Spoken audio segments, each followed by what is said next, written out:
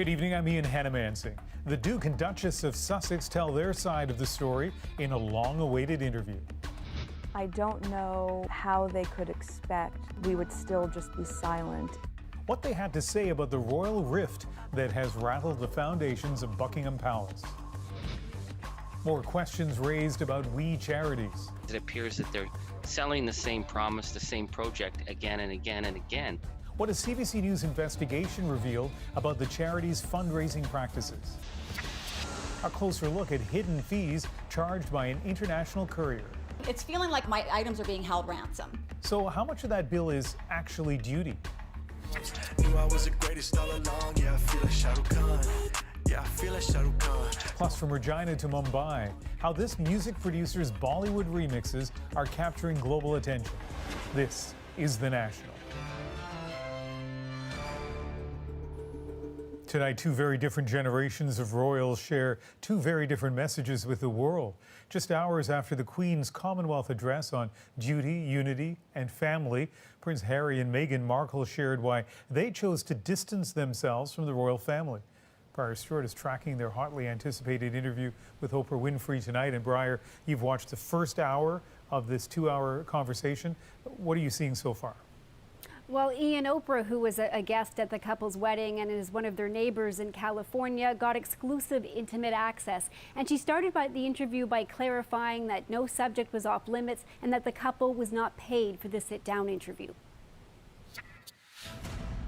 It was billed as a tell-all from a couple now outside the confines of the British monarchy. I mean, that's the sad irony of the last 4 years, is I've advocated for so long for women to use their voice. And then I was silent. Were you silent or were you silenced? The latter. The two-hour interview comes amid mounting friction between Buckingham Palace and the Duke and Duchess of Sussex.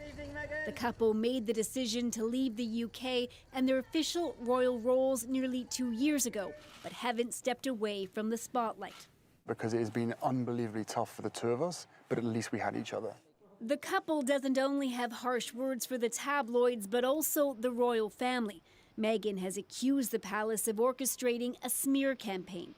Last week, the British newspaper The Times ran a report where sources claimed she had treated some of her staff so badly that they quit. The palace, which is normally silent on anything published in the papers, said it was concerned about the allegations and would investigate, which it notably did not do over Prince Andrew's sexual abuse allegations. All this suggests a deteriorating relationship. It was only once we were married and everything started to really worsen that I came to understand that not only was I not being protected, but that they were willing to lie to protect other members of the family, but they weren't willing to tell the truth to protect me and my husband. CBS reportedly paid at least $7 million to air the interview, which hit primetime in North America just hours after the Queen's own message. Looking forward, relationships with others across the Commonwealth will remain important. In that broadcast, there was no hint of the rift, but royal watchers say the Oprah interview could include some uncomfortable revelations. The institution may at best come across as being out of date, a little fussy, a little old-fashioned, and at worst, as unwelcoming to the first biracial woman who married into it. Now, Meghan did talk about how she was naive about what it meant to be going into the royal family. She said, for instance, she didn't know she had to curtsy to the Queen, but she always did say that Queen Elizabeth was always very welcoming to her. Now, as part of the interview, she talked about some of the conversations that took place when she was pregnant with her son Archie. She said they were told by palace officials that Archie would not receive the title of prince, that he would not be entitled to security, and she said, Ian, that there were even discussions about his skin color. All right, Briar, more to come. We'll see you again in an hour. Thanks. Royal watchers such as Sarika Bose are keeping a close eye on this interview tonight. She's a lecturer at UBC and joins us from here in Vancouver. And Sarika, anything in this first hour that has stood out to you? Well, I think I noticed many times that Meghan talked about expecting a little more protection than she got. She talked a lot about the kinds of stories that have come out of the palace, which she felt were perhaps not correct, not accurate. What struck me was, of course, that conversation she had about what was said about the baby that she was expecting, being told that the baby to come would not have a title, though she felt it was the birthright of any child of Prince Harry's to have a title. She also noted that she was told that there were discussions about the possible color of the child's skin. And what she felt was that in a country that was the leader of the Commonwealth, a Commonwealth of countries with so many people of color, she felt that having a member of the royal family, including her and possibly her baby, who looked like people of color, might be very inspirational to the many members of the Commonwealth. All right, Sarika, I know it's tough to give that instant analysis while the interview's still on. We'll talk to you next hour. Thank you. Thank you. The co-founders of the We charity, Mark and Craig Kielburger, say they won't appear before Parliament's Ethics Committee tomorrow, calling it partisan, but questions continue to swirl around the charity's relationship with the Trudeau government. And what Mark Kelly of the Fifth Estate has uncovered raises questions about the charity's relationship to its donors. Mount Forest is the kind of place that wears its heart on its sleeve on every road into town. A Free the Children community, special friends to Asenatoi, Kenya. That's thanks to Donna McFarlane. She's devoted her retirement to fundraising for Free the Children, now called We Charity. Initially, we raised just over $10,000, but then it just kind of snowballed after that. I'm certain we raised over $100,000. I'm certain. $58,000 went to a clean water system and a classroom in Asenatoi, according to this news article back in 2014. That was the best, to see all of our fundraising, all of our efforts, how it was helping to transform lives for people in Kenya. What's puzzling is in 2010, a group called SVQF had already adopted Asenatoi, pledging $250,000, also working with Free the Children. According to Free the Children's own document, the borehole cost $50,000. All but $12,000 had been fully paid for by SVQF. In that same year, 2013, 1,700 people hiked up Grouse Mountain in BC for the Whistler Water Climb, raising $110,000. Wondering how that money was used? The club posted on its website a borehole in the remote community of Asenatoi. Same time frame, at the University of Toronto, students raised $3,000 for clean water in Asenatoi.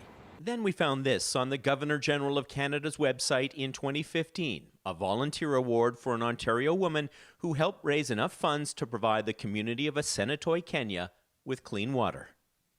We Charity responded in writing, saying additional funds are needed for things like pumps, water storage and piping, or can go to other projects. Charlie Angus sits on the Federal Ethics Committee, which is looking into We Charity's ties to the Trudeau government. It appears that they're selling the same promise, the same project again and again and again. And I think that's highly problematic. Donna McFarlane says wherever her money went, she wants to believe it was well spent. I don't think there's a charity anywhere that hasn't probably made errors along their way. And I couldn't say they did or they didn't, but I know that I have ultimate trust that our money was used wisely. Mark Kelly, CBC News, Mount Forest, Ontario. This week will mark a full year since the declaration of a worldwide pandemic. Canada appears to be getting closer to turning the corner, but Ashley Burke shows us after nearly a year of COVID-19, we won't be able to put it behind us quickly or easily. Wash your hands well and often. Cover your coughs and sneezes. That message delivered almost a year ago, still relentless today. Don't lose patience right now, just as the vaccine programs are underway.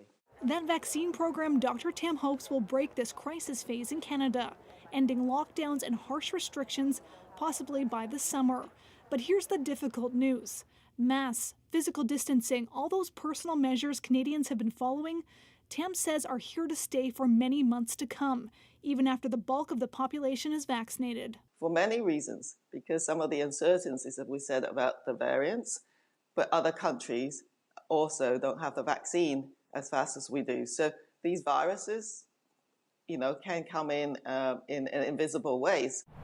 It's not clear when Canada will lift its tough border and travel restrictions, but Canada's health minister is already in talks with G7 ministers about the possibility of vaccine certificates to show proof of immunity. The intent is to coordinate, yes, because you can imagine the confusion in international travel if there's different certifications that are required. Haidu told Rosemary Barton Live all countries are still grappling with that cohesion and questioning if those vaccinated can still transmit COVID to others. If you still contract a mild form of COVID, are you just as infectious as you were if you weren't vaccinated? And those questions continue to evolve. As the government looks ahead, some doctors are only now starting to reflect on the trauma of the past year. One of my friends who's an ER physician, she calls it scars on your soul. Every name, every patient who's suffered, who's died, even if you didn't know their name, your soul is marked by it. She expects as Canadians start to process that, a tsunami of grief is still to come. Ashley Burke, CBC News, Ottawa. And new coronavirus infections are no longer declining. They've been stable for more than 2 weeks, but vaccinations are now taking off. In early February, when supply of vaccine had stalled, vaccination rates across Canada averaged around 20,000 a day. Now it's nearly 70,000 a day. And another good sign, this is the amount of vaccine distributed to the provinces. And this is the amount they've managed to get into arms over the same period. Canada is consistently using about 75 to 90% of the vaccine it has on hand, considered an indication that vaccination programs are progressing relatively well. This week, Ontario is testing a plan to roll out COVID-19 vaccinations using pharmacies.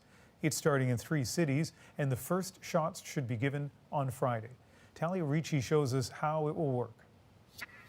I want to protect myself, Yeah, for sure. Helping seniors like this woman to get the COVID-19 vaccine makes this Toronto pharmacy owner happy. Luckily enough, we've been chosen to take part in the vaccination rollout for patients that are aged 64, between 60 and 64. In a pilot project, neighborhood pharmacists will begin administering the AstraZeneca COVID-19 vaccine in 3 Ontario regions: Toronto, Windsor, and Kingston. Barbara Violo is expecting a high demand, but says they're ready. Patients, they feel really comfortable coming to their community pharmacy, and we are trained to do this, so it's actually a perfect scenario. The Ontario Pharmacists Association says the vaccination pilot will begin with 330 pharmacies, but will eventually scale up as supply increases. Their CEO says both time and supply are limited. We've got roughly a 2.5-week period to ensure that we get all of the initial shipment of the AstraZeneca vaccine into arms because it expires on April 2nd. So we've gone through a robust approach to selecting the pharmacies based on their ability to generate at least 40 vaccinations per day. After months of stay-at-home orders, Toronto and Peel region will ease some restrictions on Monday, but risks remain. We've got the cases going down or stabilizing and the variants are going up, and all of the modeling shows that we're in for a third wave. However, what that third wave looks like depends on 2 things: how many people we get vaccinated and how much people still adhere to those public health measures. Ontario says it will launch an online system on March 15th to book appointments at mass vaccination sites like this one. Pharmacies will book their own. And we'll set up an appointment for you, okay? Relief for some, as many more wait. Talia Ricci, CBC News, Toronto. And as Talia mentioned, restrictions are being eased tomorrow in 2 of Ontario's COVID hotspots, Toronto and neighboring Peel region. So that means non-essential stores and shopping malls can open. And this comes as the number of new cases hit almost 1,300. That is 300 more than Saturday. By comparison, Quebec, with about 60% of the population, recorded just over 700 new cases, down from the day before. Also in Quebec, school sports will return a week from tomorrow, but many parents of kids in leagues want those back as well. Matt Demore tells us about a team effort to deliver that message to the province. 7-year-old Cameron Connery loves hockey, But with no team to play for this winter, all his on-ice action happens in the backyard. So hockey was a really, really big part of our family's life, our weekend life, all of that. It was a great form of exercise, obviously, so we had to find creative ways to make sure that he was still out there moving around, and yeah, it's been challenging for sure. While Cameron can get his sports fix by taking a few steps outdoors, it isn't that easy for everyone in Quebec. Thousands gathered at the province's National Assembly this afternoon, calling for organized sports to resume. The leader of the Parti Québécois came down to lend his support. There are many sports that could be authorized as of today without taking any risk. I think it's an important issue of mental health, physical health. This past week, Quebec announced that sports will start up again in schools, even in the province's red zones. Premier François Legault says a wider plan to open up sports activities is coming, and the group representing sports federations says it's ready. We know that competition will be very tough to reopening right now, but if we can start by practice or by inside activities, that will be great. Cox will be watching the province's plan for the next phase of the pandemic closely. While she'd consider the idea of restarting practice, normal games are another matter. I don't feel like we're there yet with the numbers to feel 100% comfortable about going back to our organized sports. I don't really see games being a possibility just yet, but I don't want him to lose his hockey skills. I want him to keep up on his practices as well. Worries about COVID-19 variants are still swirling in Quebec. Premier Legault says some sports can't be allowed given the risk of transmission. More details on the province's game plan for sports are expected this week. Matt Damour, CBC News, Montreal. Some fans like to sport their team's gear, but it cost a Calgary mom more than she expected. And now she's accusing the Courier of cashing in on hidden fees. And as Erica Johnson tells us, she's not alone.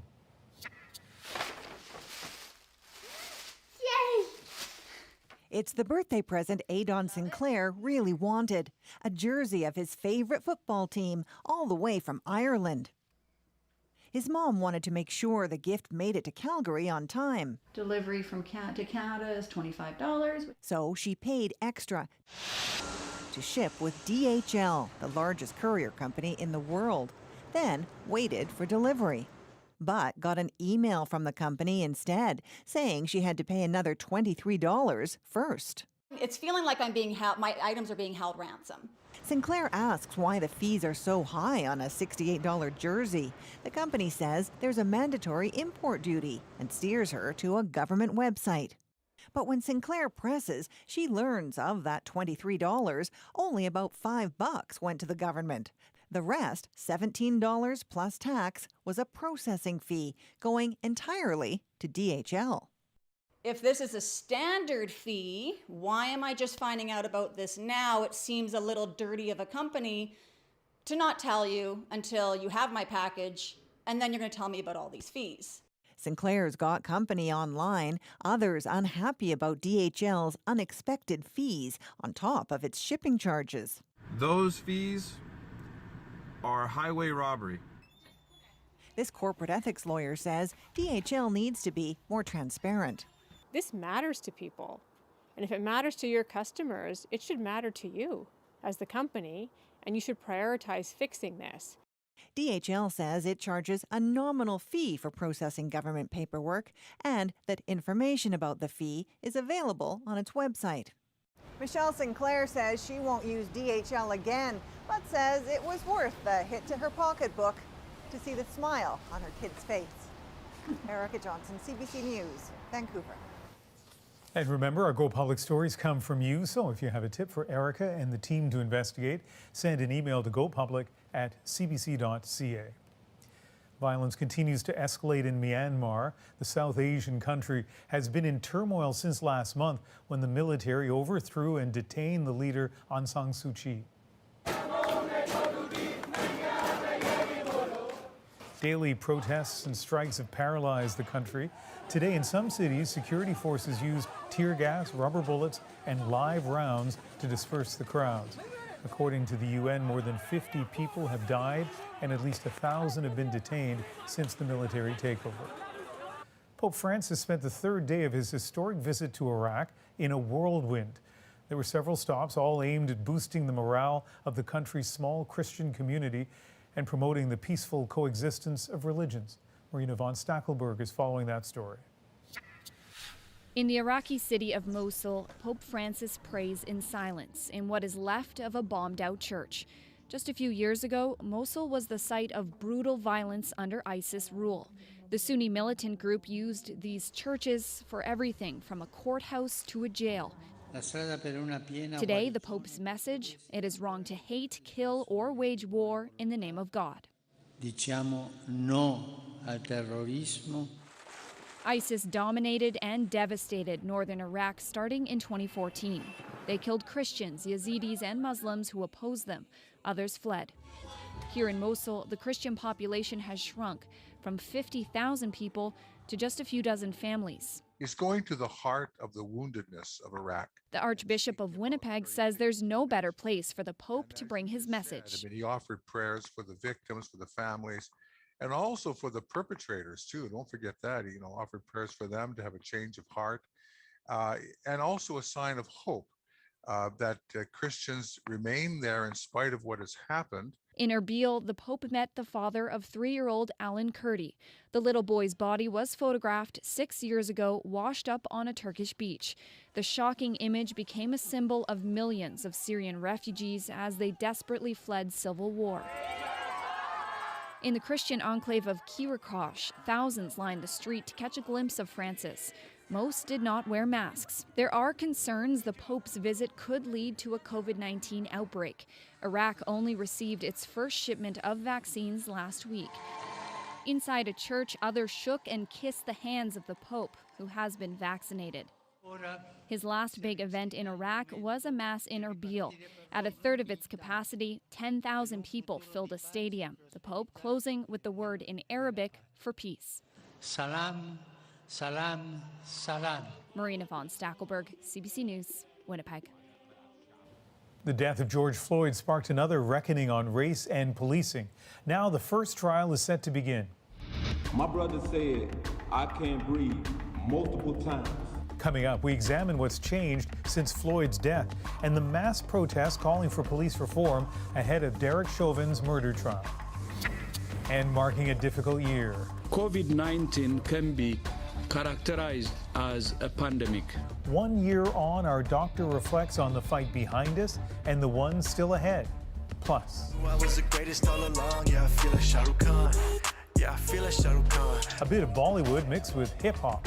A Regina artist finds the ingredients for viral success. You over a fin of a feel in my spirit. You want to be near it.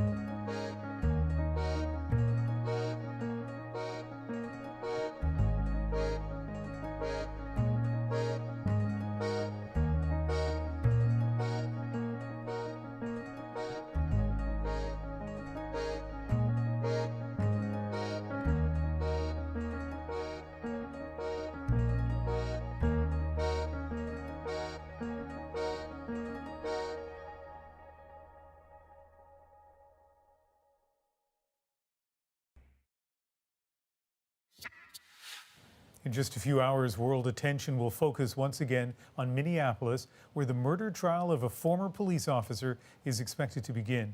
He's charged in the death of George Floyd, killed last May when the officer pressed his knee on Floyd's neck as Floyd pleaded again and again that he couldn't breathe. Video of that scene sparking widespread protests across the United States and beyond. Senior correspondent Susan Ormiston checked the mood in Minneapolis on the eve of this next tumultuous chapter in George Floyd's tragic story.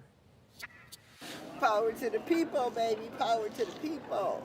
On the streets, at George Floyd Square where he was killed, part shrine, part sanctuary, this trial is stirring up high emotion. Even in church. This officer coldly refused to respond to this plea and kept his knee on Mr. Floyd's neck, snuffing the very life out of him. Bishop Richard Howell, preaching this morning, knows Floyd's case will reopen old wounds. Anxious, highly anxious. Every time we see a brutality incident such as George Floyd, it takes us back to those days and reminds us just how nasty racism is in our country. The story of his brutal death has ricocheted around the country and the world, an unforgiving reminder of racial injustice still. No justice! No peace! Protesters in front of the Minnesota governor's home this weekend demanded police be held accountable for wrongful deaths. Across the street, Dr. Mike Shreve and his wife worry about what the trial may provoke. My biggest fear is just the violence in the streets. Obviously want justice and want the right thing to be done. We just are worried about the violence in the streets. The Minneapolis courthouse is now barricaded, rings of security. Minnesota's National Guard has been called up. Fired, police officer Derek Chauvin is charged with second-degree murder and manslaughter. Come on. Attorney Ben Crump represents the Floyd's family ever since the killing last summer. This case is probably one of the most important civil rights cases in the last 100 years. The George Floyd case will be a referendum on how far America has come in this quest for equal justice under the law. And we're praying for you. And the murder trial has reignited anger and frustration, with families whose sons and daughters have been shot or killed by police, like Valerie Castile. Son Philando was killed by police 5 years ago at a traffic light. we're not going to shut up. We're not going to sit down. We're going to stand in unity, and we're going to bring it to you. Their stories, the backdrop to this one trial with potentially powerful consequences, says Tashira Giraway, who supports families. What happened after George Floyd's death, the riots, the uproar, did not happen in result of one man's life. It happened because many other people were murdered before George Floyd, and nothing happened, nothing changed. Expectations this time are high. Susan, you've seen and are conveying the anger this case can generate. What are people in Minneapolis anticipating? Well, with this trial live stream, concerns that bits of evidence, will come out and set off strong emotions, and also, Ian, that misinformation could spread widely. And we're expecting a long trial. Take us through the timeline. Yeah, jury allocation maybe 3 weeks, but we could see a verdict maybe mid-April or end of April. But as this is a trial, you know well, that's just a projected timeline, Ian. Looking forward to your reporting. Thanks, Susan. Coming up, a police misconduct investigation is underway because of how the police treated an Alberta politician. The only person that could have taken that was an officer in uniform. Followed and surveilled, Shannon Phillips and her staff speak up. But first, marking a difficult year, what can we expect as we head into year 2 of this pandemic? Our doctor is here to give us a dose of reality and a dash of hope. That's next.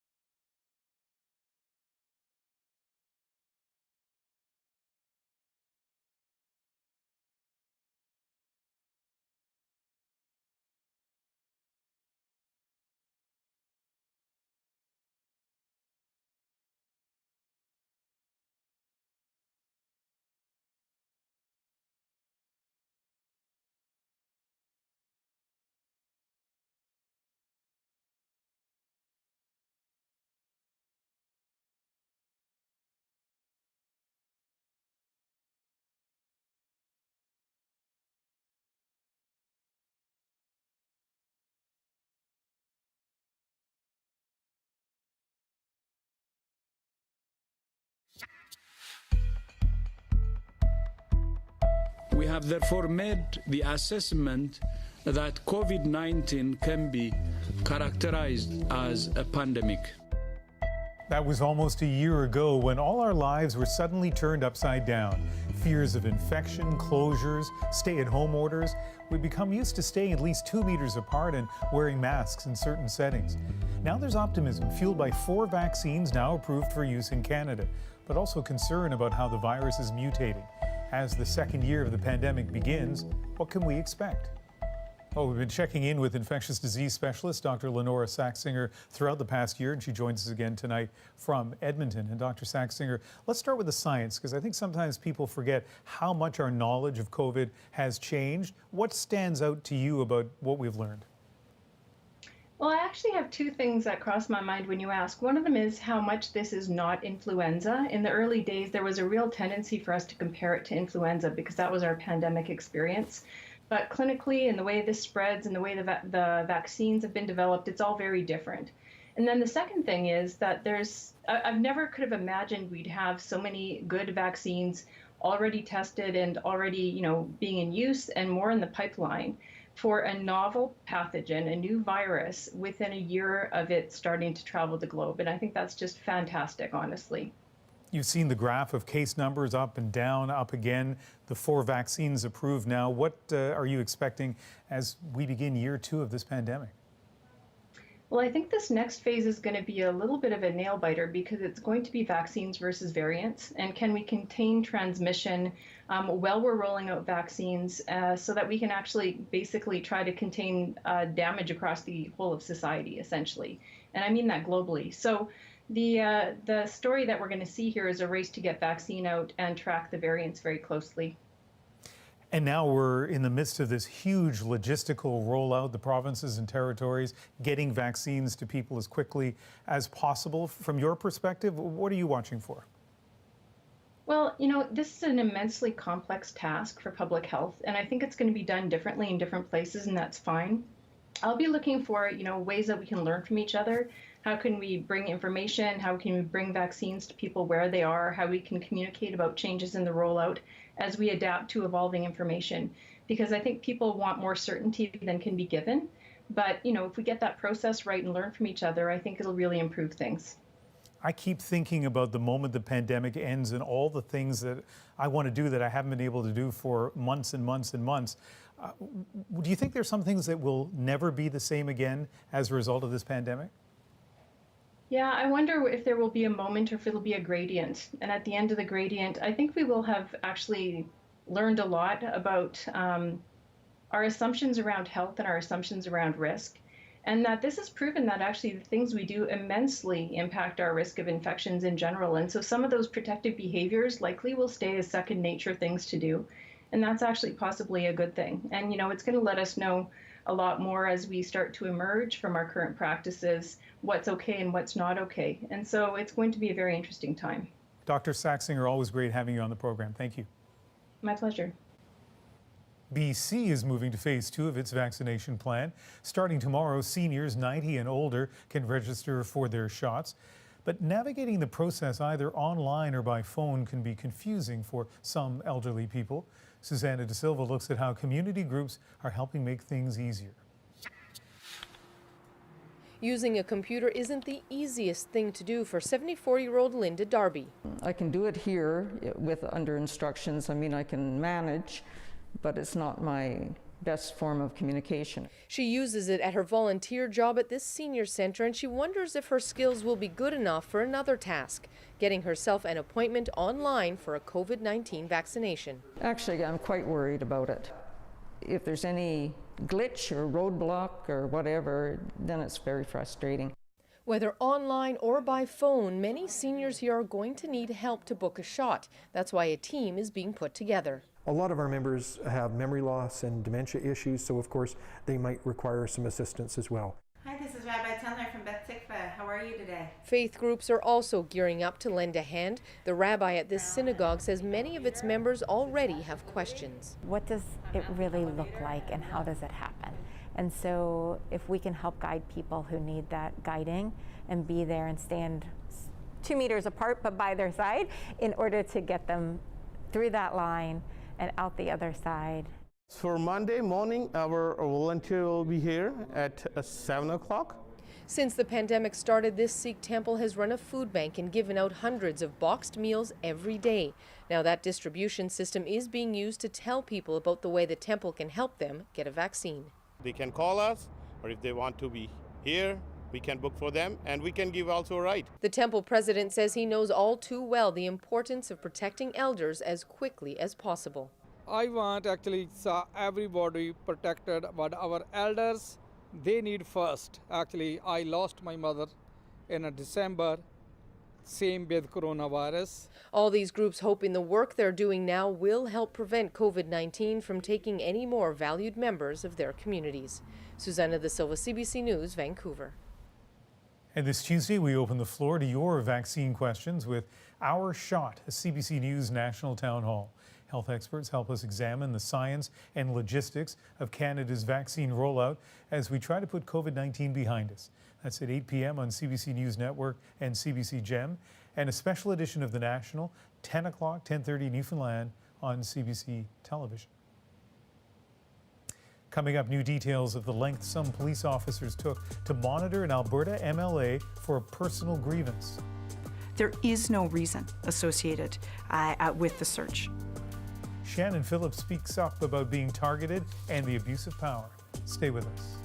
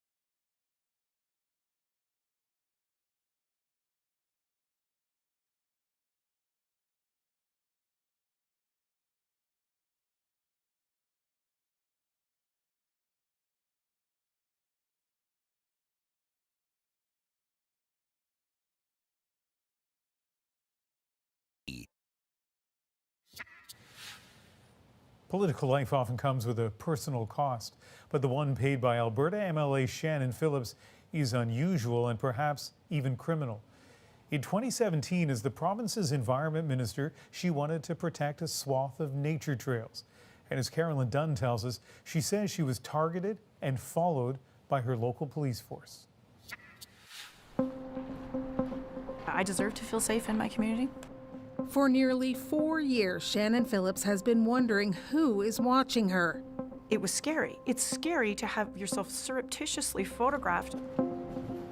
A member of the Alberta Legislature, Minister of the Environment in Alberta's former NDP government, targeted by some of the very people sworn to protect her, members of the Lethbridge Police Service. These guys still don't understand that there's a line between your personal feelings and how you do your job as a law enforcement official. Phillips' story goes back to 2017 when the tranquility of the Castle region was shattered by a turbulent local disagreement. At issue, 1,000 square kilometers of mountains and foothills in the Castle Provincial Park. Phillips was working on plans to phase out the use of off-highway motorized vehicles on more than 100 kilometers of trails. Many off-roaders didn't like it, and they weren't shy about letting her know. People, would call her or cow or, cow or cow bitch.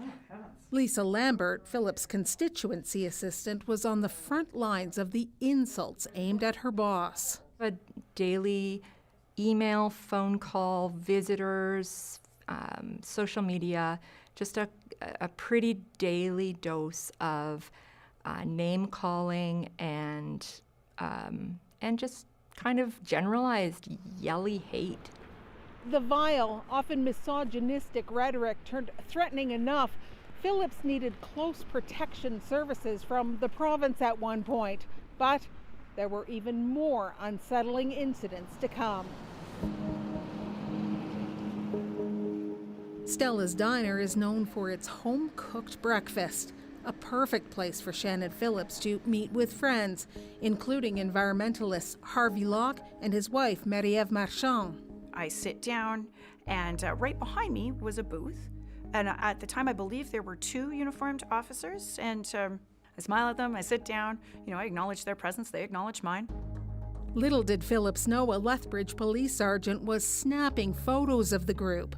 Soon, an on-duty constable arrived and took more pictures. It was Lisa Lambert who first saw those photos later that day in an anonymous social media post. When I contacted her to let her know about it, she said, well, the only person that could have taken that was an officer in uniform. And when we realized that it was a uniformed officer who had taken this and then would have had to share it, they were behind this? That just was just unbelievable. Lambert easily traced the anonymous post to one of the police officers. I was just so sickened by a thought that someone was out there taking photographs of her, using the power of the state against a minister of the crown. But a disciplinary investigation that Phillips was not even made aware of revealed police went even further. The constable followed Locke and Marchand in his police cruiser for 5 blocks, running a police check on their license plate before losing their car at a red light.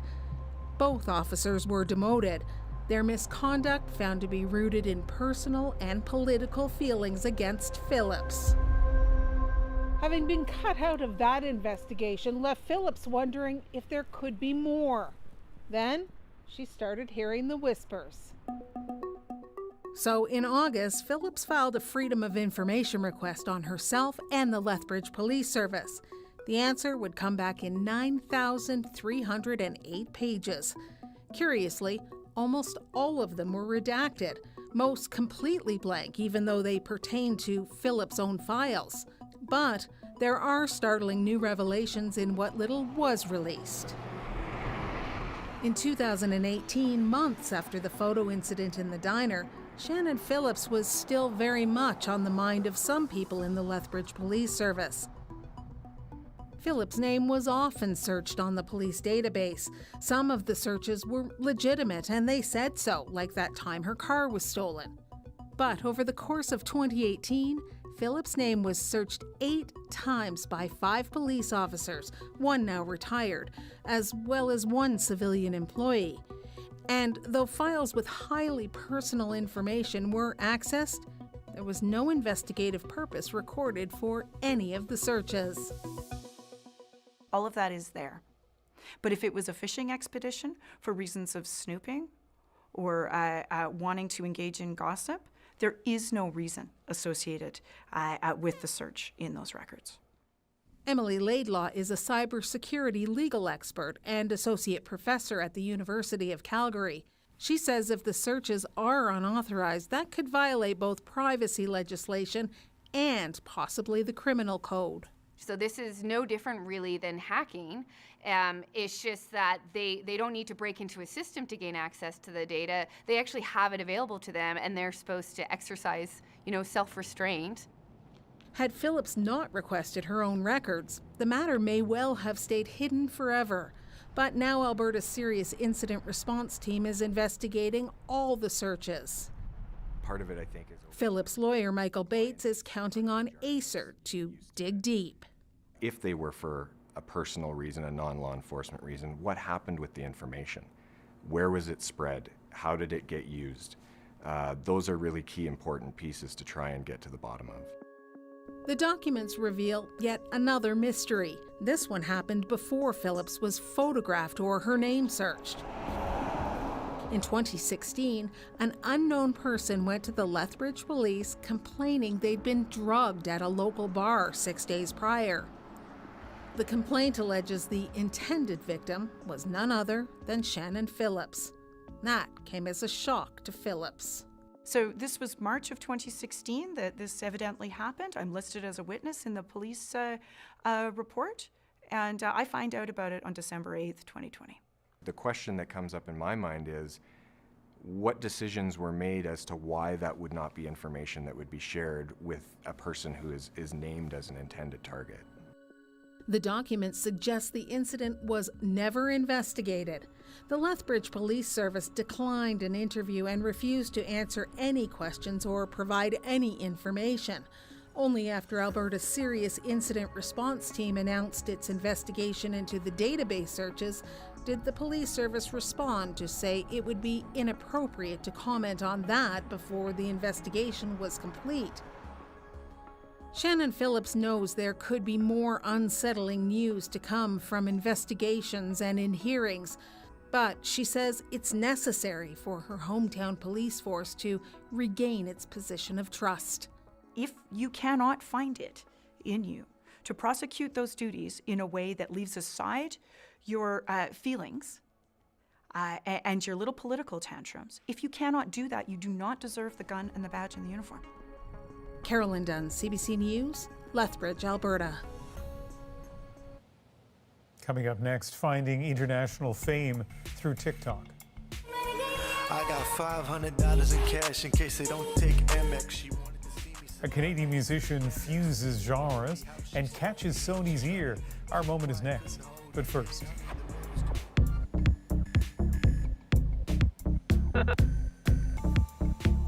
Get it right? This is Spot, not just a dance partner, but a new generation of robotic dog. An Alberta refinery has just bought 2 of them at $100,000 each. They'll begin with inspection and imaging tasks, but eventually help with security and safety. Good robot. Now stay.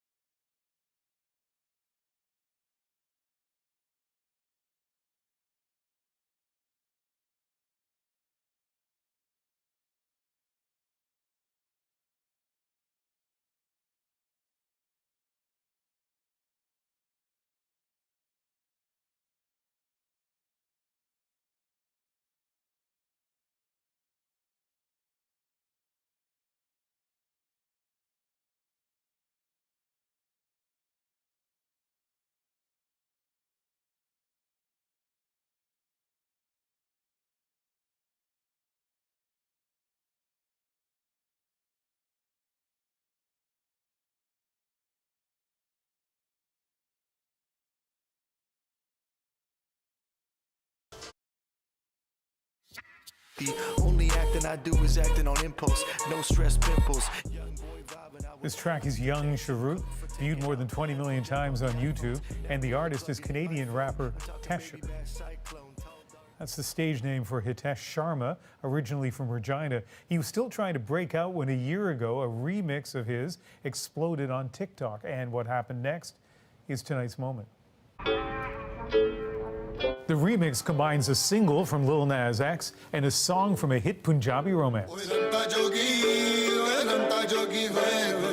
I go on TikTok and I found out that one of my remixes that I made like a year ago had like 400,000 or 500,000 videos of people just doing this challenge to it. I hadn't promoted it, it had just spontaneously happened. And suddenly, young Shah Rukh started to blow up on TikTok. He credits the platform, but also his musical roots growing up in Regina, a mix of hip-hop, pop, Bollywood, and banga. It was all starting from wanting to take the stuff that I heard at school and mixing it with what I was hearing at home. You look at Canada. We are better because of our diversity. We're a melting pot. And the same way, music is better because it is a melting pot, because there's diversity. There's a whole bunch of different flavors to choose from. It just makes the end product better and stronger, and more people can enjoy it. Remember the old days when you had to go to maybe like a club and get discovered? Now you can do a TikTok remix from home, and all of a sudden you have a record deal with Sony. That is The National for March 7th. Good night.